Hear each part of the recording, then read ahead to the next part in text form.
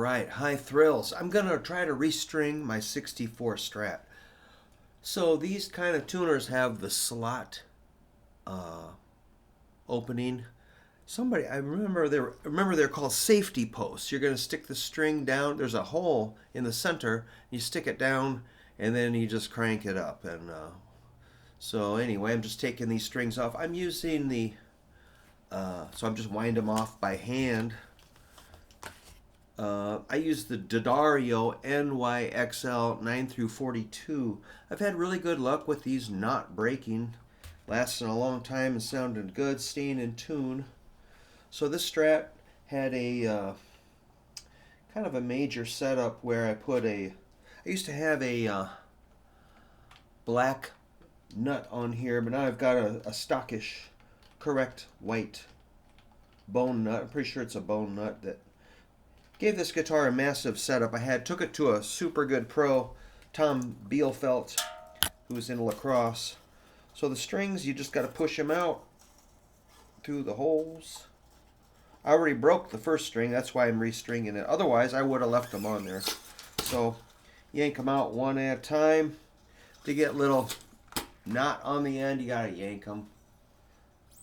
I guess you could cut it off, but I like to keep the string all together so I can wind them up into like a bale, and then I send them back to D'Addario. They give me points, and I can get more strings. Plus, they recycle the metal, so I don't like throwing them in the garbage cans. Recycle that metal. I end up with a huge box of old dead strings. I just sort of tie them up, and then they don't go poking people in the foot and stuff. Try not to let them sit on the floor.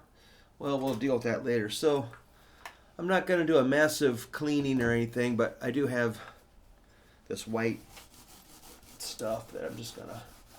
This is like Scotch Brite sort of 3M stuff.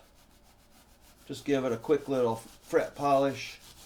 These frets were dressed last year, or I guess this year, 2023. They were worn pretty bad. It had been refretted about 1993 or 94. Yeah, it's a 64 Strat, and you can tell. See these dots? These are clay, like linoleum dots. Clay dot, green guard, L series, L for Leo Fender. That means this was made when Leo Fender owned the company. So yeah, man, these are really good strings. They don't have a lot of packaging. That's what I like about them. There's not a lot of garbage. Plus, there's a code right down, player circle code right here. If you get a player circle account, you can use that to get more strings and stuff. So, you know, GHS has an individual plastic wrapper per string. That's just a little overkill on the plastic, I think. Plastic is kind of the number one. Plastic bags are the number one thing that wash down into the rivers. So somehow they end up in the river. And it goes directly to the ocean. So I'm just not a big fan of a lot of plastic bags. So these are color-coded. Gold is the low E. This is real thrilling, I know. Gold, low E. I like that color-coded business. So just feed it right in there. Of course, the ball end. There's the back of the guitar. Goes right in the hole. Make sure to get on this side, not that side. I've done that before. Put them all in, flipped it. Whoa, did it wrong. Red for the A string. So they're kind of like wound in pairs. Man, I like these strings. So I just kind of stay on top of it with keeping the strings reasonably fresh. One little crazy trick is just wash your hands more than you normally do. That keeps your strings clean and your guitars not so smooshed up. Here's the black one for the D. Black ball end. And the G is green, of course. G has to be green. All right, there's 4 strings out of 6. Pretty fun, pretty exciting, I know. but it's necessary. Here's your, I mean, people pay me to do this, which is kind of weird, but uh, it's kind of amazing that people don't do it themselves. So B is purple. And when they bring strings, I just hope it's Diodario. And the high E is silver. And then I can get more points. So if you ever have Diodario strings and you want to send me that code, I can use it. Or you can get your own player's circle account, which is free and easy to use. It takes quite a few strings to get to get something. So here's my 6 strings. And now I'm going to need my snapper. Come up here. So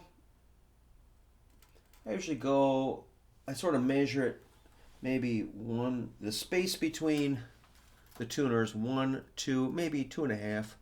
We'll see how that goes. I forget, but we'll just cut it. And fun. So like I was saying, you take the string, you just poke it right in there. I might fold it over and then I'll crank it up. And that's all you got to do. Just try to make it, like 2.5 windings. Let's see how I turn out here. I try to stagger them so they don't bunch up into a big ball. Just make it so it goes from, it's winding down towards the surface of the headstock. And looks like we got, oh boy. Looks like we're going to have 3 windings, which is kind of a 3. All right. There's my E. Let's do the A. Pretty exciting. So I might have gone a little long. So instead of 2.5, I might go 1, just 2 spaces. Maybe 2.25. Just estimating. So try not to lose. Oops. Holy smokes, I didn't get it cut. There we go. So I saved these, and they're good pokers. If you need to poke something. Good pokers, or if you need to clean out a pipe or something. Kind of like a pipe cleaner. Everybody smokes a pipe, right? All right. Pretty exciting. So I'm hanging onto it with my right hand so it doesn't maintain pressure. They got a nice 2.5, 3 windings. The D string. Let's go in there. Cut it about there. Yeah, I used to do this in guitar stores. I used to work at guitar stores, and a guy would come in and talk about needing a restring, and I just grab it and change the strings and hand it right back, and the guy's like, and my boss goes, "Hey, Brookster, don't, we want to leave it in the store for like a couple of days. Make it seem like we've been working around the clock on it so we can bill them, That's cool. But there is more to it than just changing the strings. You gotta check intonation and,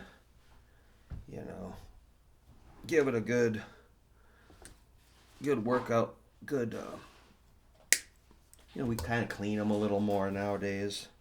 Back then we didn't do that much. So yeah, washing your hands a lot kind of makes it so you don't have to clean your guitar so much. Do extra hand washing. And the grease that builds up on a guitar is just kind of gross. Alright. I get sick of it. Always dealing with greasy guitars. It's exhausting.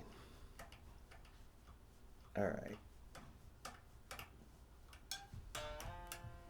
Crank it up. And the B. Pretty fun, isn't it? Estimate about there. Pure science. So you just insert it all the way to the bottom, wrap it around clockwise, put it under the string tree and crank it up. Yeah, I've enjoyed this guitar since I got it about 1990. Must have been 91 because I played this or actually 1990 I got this guitar. So I played it in a road band, traveling full-time band up in Minnesota. Had the original frets.